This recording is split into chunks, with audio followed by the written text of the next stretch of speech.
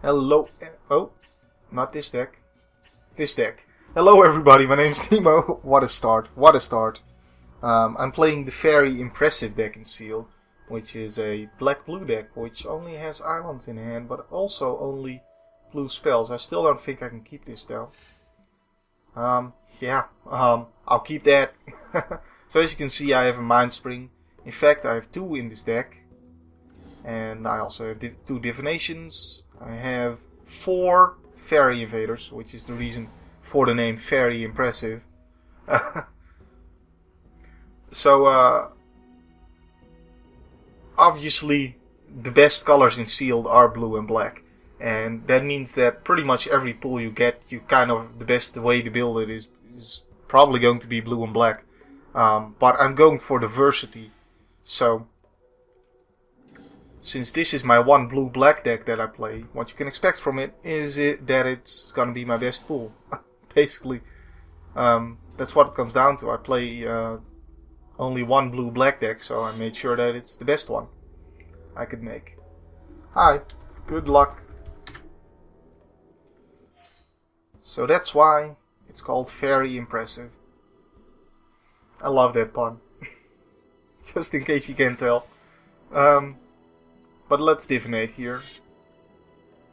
Drawing some cards, and we got an Archaeomancer as well as an island, so I can play my Mind Spring, then I can Archaeomancer the Mind Spring back later. I can not even care about that and play Gin of Wishes, and if he doesn't kill it, just spend my time using the Gin of Wishes to get stuff on board onto the table that way. So again, there's 2 Mind Springs in the deck, so obviously I'm running an Elixir of Immortality. I think there's even 2 in the pool, but you only really need 1, so... Well, let's not play Mark of the Vampire on him, and I'm not going to waste, in parentheses, my Archaeomancer on a Divination when I could later use it on Mind Spring. So I don't really have a play this turn, but soon I will be able to drop Faerie Invader after Faerie Invader, make his life miserable. Miserable. Darswami.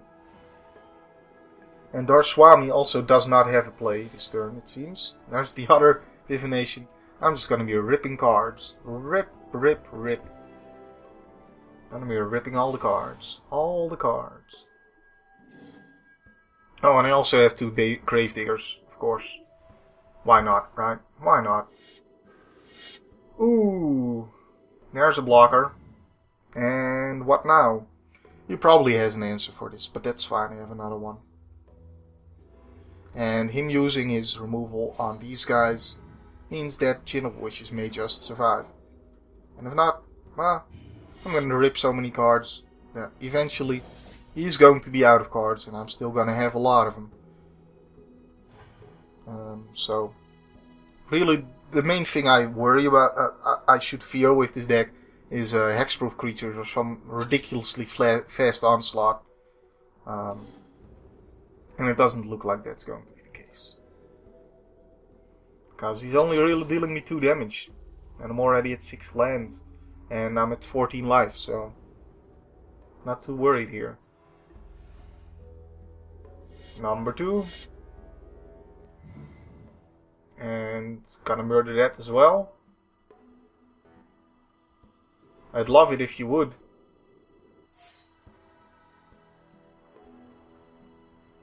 Or are you going to shock it?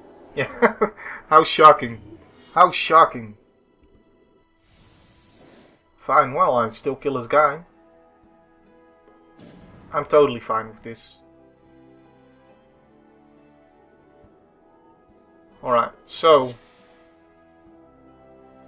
I'm just gonna be dropping land the whole time because that means I get a bigger Mind Spring later on.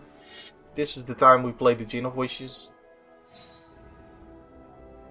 And see if he also has removal for that, which he probably does not, unless he's going to draw it now.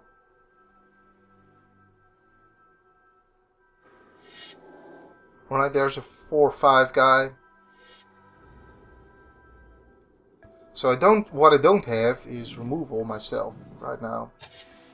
Ah, well, never mind. Never mind. Alright, so let's attack here. And I'm at 7 mana, which is just perfect for this as well. How ridiculous. This guy is a little bit worse in his metagame just because of Assassinate existing and many people running it. Because it is conditional removal, but not really very conditional, so... I guess I could have done this first, actually. That probably would have been smarter, because if I get a removal spell on top, then I won't be able to play it now. So... that's kind of dumb of me, I guess. Well, that allows his shocks to kill my Djinn. Let's see what we get, though. Is there anything in my... well, it would be exiled if I don't cast it, so I may as well. But is there actually anything to get with it? I don't think so. Oh, there is, of course. There's the Faerie invaders. 2 of them, in fact. How could I forget those? How could I forget those? Well, let's get one into my hand. Yeah, I'd like to use that ability. So anyway, I can't speak. Since he has this guy on the board, I guess I should be sort of worried about him maybe burning me out. So let's play Mark of the Vampire. On that guy, of course, because even if I make it a 6/6, it's still gonna be very likely that he'll be able to kill it with a burn spell, unless it's shock, I guess. Shock would be the only thing that it would matter to make my other guy 6/6, but otherwise it's just better to spread out the possibility here. And again, I just want to use this guy, while he's on the board, I want to use this guy as much as possible instead of using other cards. Although I've got so much card advantage that I'm not going to be running out of card advantage, basically. But yeah. Let's use him before he kills it. So I got 2 uses out of it. Oh, perfect. A 2/5. That's good. This Djinn is so ridiculously good. It's incredible. It's in my blue-white pile as well, which I played last time on, although I didn't get to draw it then. But yeah, that Djinn is one of the best bombs. If they don't immediately deal with it, it's just gonna keep on generating card advantage. And if you've got like unsummoning your deck, then you can unsummon it and play it again. When they try to kill it, it's just ridiculous. But yeah, let's attack here. I guess if I draw cards first, then I could draw an unsummon, which makes him unable to trade here. But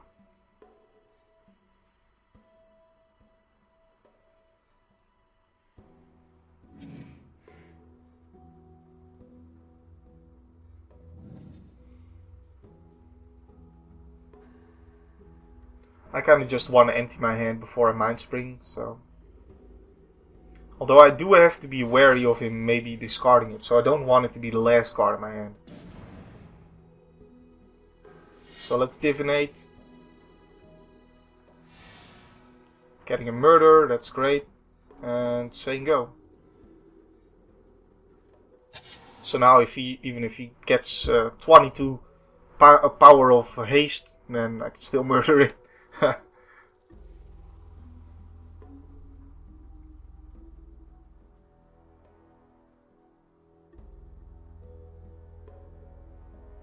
So even if I did divinate before attacking last turn, then I wouldn't have wanted to murder this for free anyways. But now I'm gonna be able to deal 5 damage, which is pretty close. I'm gonna want to kill that anyways because I do want to attack. So there's another Faerie invaders. So yeah, very impressive.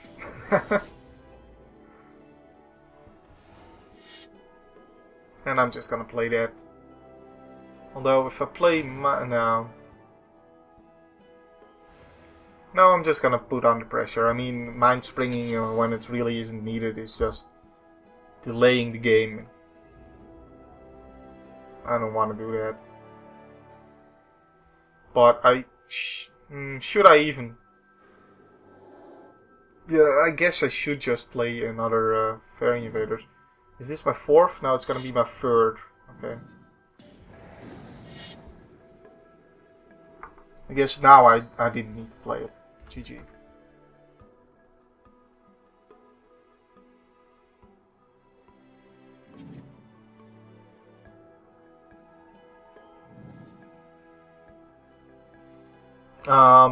If he's ever going to skip the turn.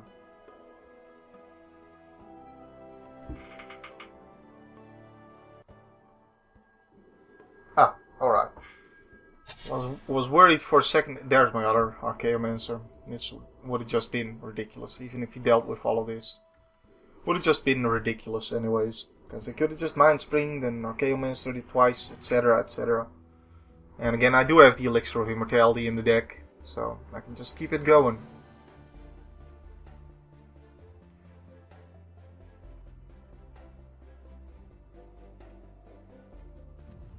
I probably should play against someone else, maybe not. Well, I don't know what's more annoying to people. Playing the same overpowered deck twice, or not giving them a chance at a rematch. Let's keep this hand though. I guess the deciding factor here is that not many people are playing sealed at the moment. At least not when it's not in the evening hours. Then there's less people playing Magic in general, and sometimes there's only like 1 or 2 people playing sealed, so.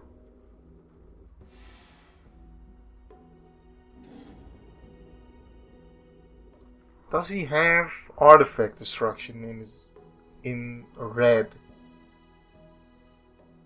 Probably. Let's just not play it. I mean, he could also play green and then have artifact destruction in green. I mean, that's my way of ensuring that I don't mill out. So I definitely never want to get rid of that. What I'm gonna do here is get rid of Vampire Nighthawk, because it's double black and I think Murder is a little bit better. But it's of course a pretty close one, because Vampire Nighthawk is also removal, and if removal isn't necessary, then you get to gain life with it. But, you know, if they have removal, then it's better to have your Murder than your Vampire Nighthawk trying to kill their guy, and then they just kill your Vampire Nighthawk. Either way, they're both pretty good cards. But I did draw my second black, so maybe ditching the Faerie Invaders would now have been better, but I couldn't have known that I was going to draw a swamp, so obviously I could not have known.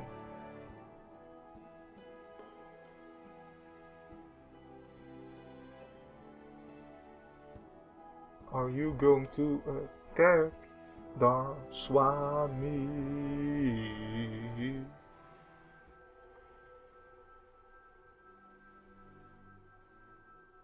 Yeah, I don't have some kind of flash creature for 2 mana. So, what is going on here? What kind of tough decision do you need to make about attacking here?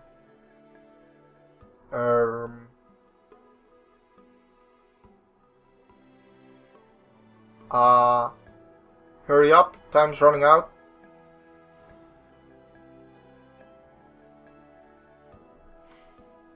Is this guy really just going to...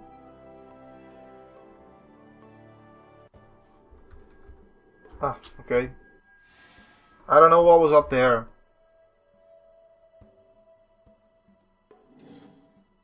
Must be lag.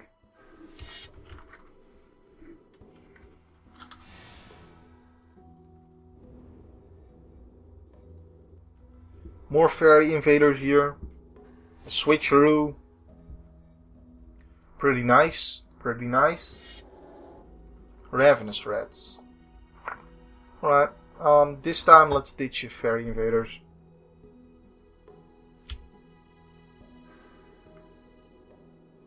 Although, maybe a land?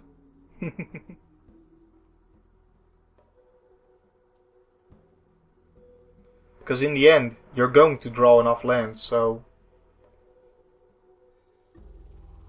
Let's ditch your land.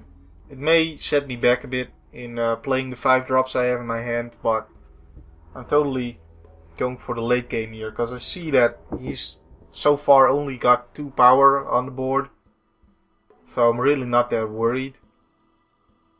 And even though I'm probably never gonna need those extra cards, it's kind of just card advantage, only ditching a land. Okay, no problem. Just a lot of people watching, waiting for you to make your move. No problem. And there is a divination, which I will play. And there's the land. And the third Faerie invaders. Oh man. This deck is ridiculous. This pool is ridiculous.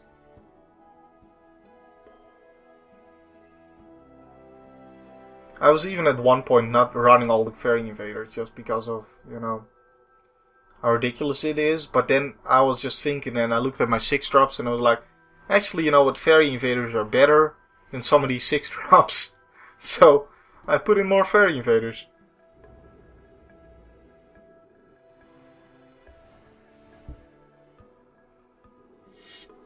Yeah, it does suck him getting land screwed. Although 16, the norm is 17, but I mean, if he has a low curve deck, then it certainly shouldn't be an issue in getting a third land at least. And if he has a low curve deck, then you don't need to run 17. So it's kind of ridiculous that he's stuck on 2.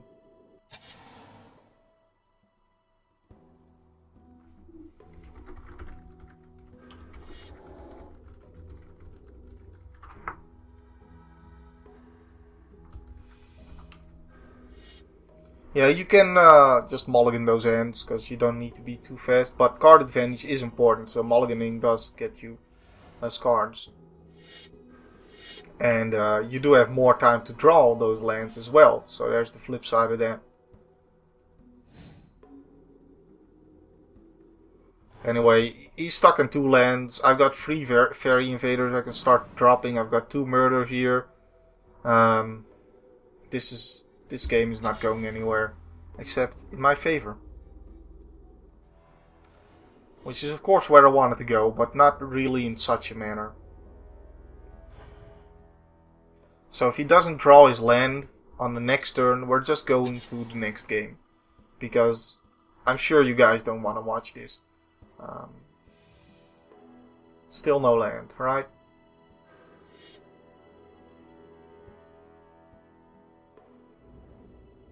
So this game is just over. Alright, so here we are in game number 3. I decided to pick on someone else now. And this hand is once again pretty good. We've got my Grave Titan there, which I also have a Grave Titan in this pool. Let's not forget the Grave Titan I have. Don't have a Runescar Demon though, but I mean, with 2 Mind Springs I don't really even need it. I'll get my card advantage either way. But let's shift up the turn after playing just a land turn 1. And let's see TSA 3 do something. He's playing blue-white, possibly. Possibly a 3-color deck, of course. Who knows? Who knows? You know, you never know.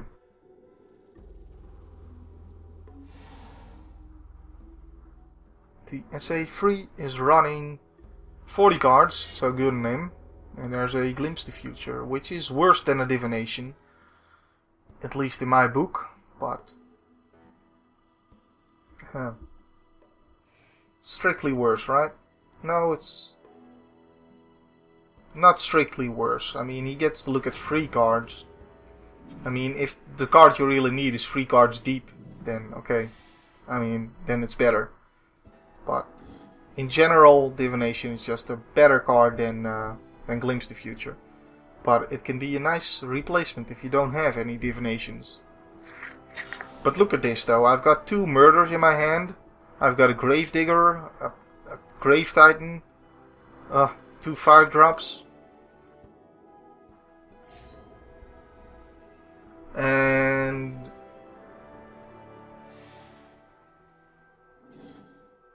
I think I'm gonna murder that guy though.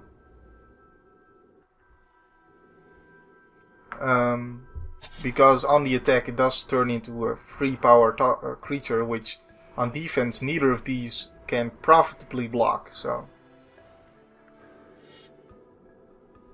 of course, if he has the spell that gives it protection now, then alright, he gets me, but he would have gotten me with that later on as well. So may as well. So, I mean, that's not something to be like, oh, he got me, ooh, how annoying, you know. Now, if he has the counterspell for the Essence Scatter for my Faerie invaders, then he gets to draw a card, as well as counterspell my Faerie invaders, obviously. So that would be pretty sweet for him, but otherwise, this is going to be a nice 2-for-1 here, which, I guess, I mean, if any blue deck is keeping up 5 mana, then you can definitely see the Faerie invaders coming. It's a very, very predictable play. But then, once it's the 4 Faerie invaders that I'm playing, then it's not predictable anymore. And besides, there's not much you can do about it. So, let's get in for free here. He's got a 2-4 here, which is hardly playable. But I guess if you don't have anything better, then you can play that. I'm gonna play my Bell Tower Sphinx now, because I do have the 5 mana. I mean, Vampire Nighthawk might be better, but since I have the 5 mana ready now, maybe later on I'll be able to play Vampire Nighthawk and something else, whereas I'd only be able to play Bell Tower Sphinx without something attached to it. I mean, if I draw another card, then I can murder and play Vampire Nighthawk later on, which is going to be pretty nice. Another land, I meant, by the way, instead of just another card. And with 6 mana, I'll also, of course, be able to play Grave Titan, but that's beside the point. It's going to pacify, I guess, the Faerie. Yep, the Faerie invaders, because that's the 3 power. The other guy is just 2 power. And we got Gin of Wishes, which I'll gladly play into his Essence Scatter, since I have Grave Titan in hand. And if he doesn't Essence Scatter, then maybe even if I draw the land, I'm just going to use its ability rather than play Grave Titan, because it's actually better that way. I mean, there's no need to kill him quickly, unless to not prolong the game to make him suffer less, I guess. But technically speaking, it would be just better to. Alright, so looks like I'm gonna have to kill my own Jin, which is fine. And this is the turn I was talking about, where I get to play Murder and Vampire Nighthawk, so pretty sweet. Pretty sweet. This is quite some card advantage for him though, let's not be mistaken about that. But I definitely don't want him to use my Jin against me.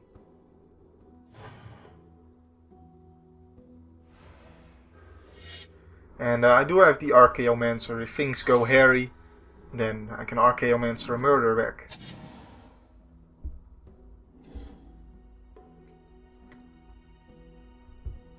But Switcheroo is definitely a very powerful card. There's his Gin of Wishes. Alright, so we need a land now.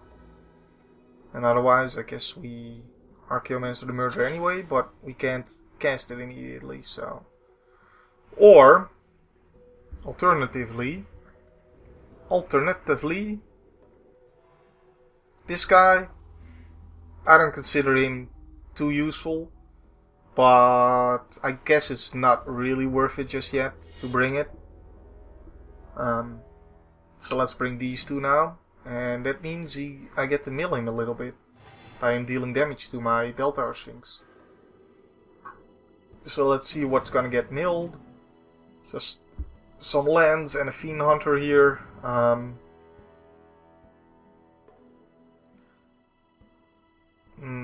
If he plays Day of Judgment, then I'm definitely sad to have dropped Grave Titan, although I do have the Grave Digger.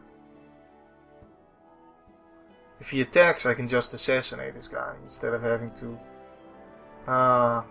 I'm dropping the Grave Titan. Whatever, let's put some pressure on the board. Let's put some pressure on the board. And if he has that Day of Judgment, then so be it. I still have multiple other things up my sleeve, so...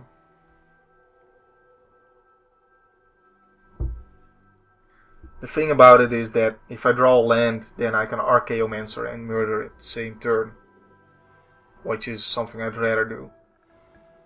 He's not going to attack, of course, now that I have played the Grave Titan. Right, so now we need to kill the Aegis Angel. Which we can. But, the question is... Yeah, we are going to kill it before attacking. I mean, I could, like, trick him into losing the Gin of Wishes, but... then I can't attack with a whole bunch of my guys. So... It's better to just do this. And we bring everybody. And I haven't even counted the damage, but I think I kill him. He blocks here, I deal him 4, 6, 8, 10. Yep, that's lethal. That is lethal, and he obviously does not block because of that. So, 3 wins with this deck is nothing other than I was expecting, because this pool is just ridiculous.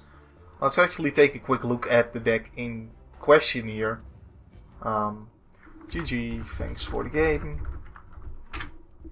And we will take a look at deck manager for Shield here, just so I can show you just how crazy this deck is.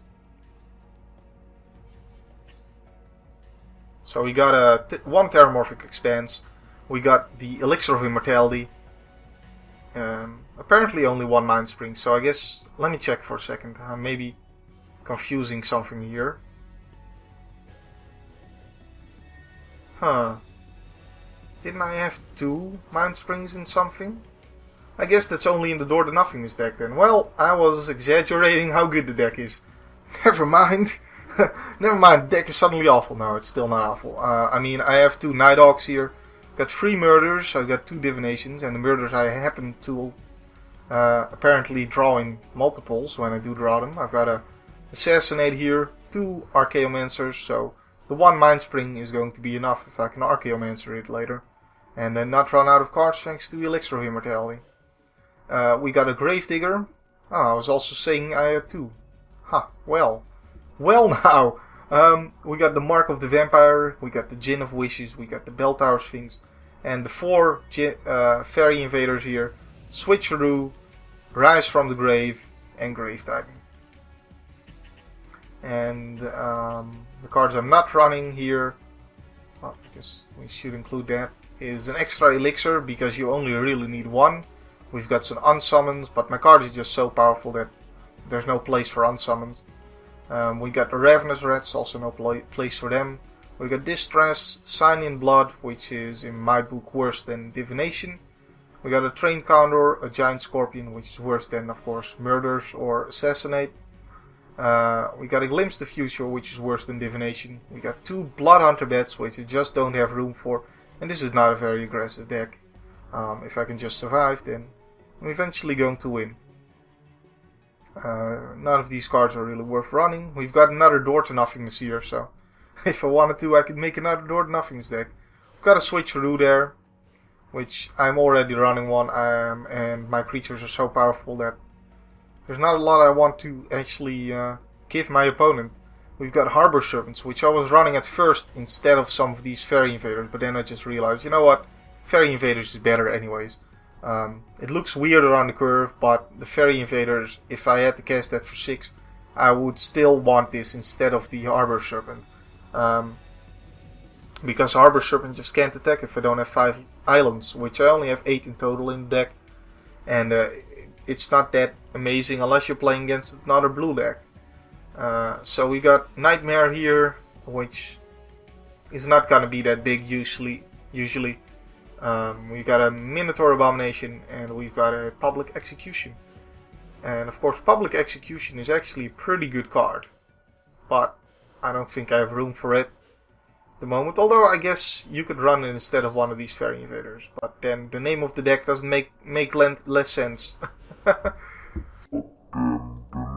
of the deck doesn't make land less sense. So anyways, I hope you guys enjoyed this video. My name's been Nemo. My name will still be Nemo next time. And see you then. Thanks for watching.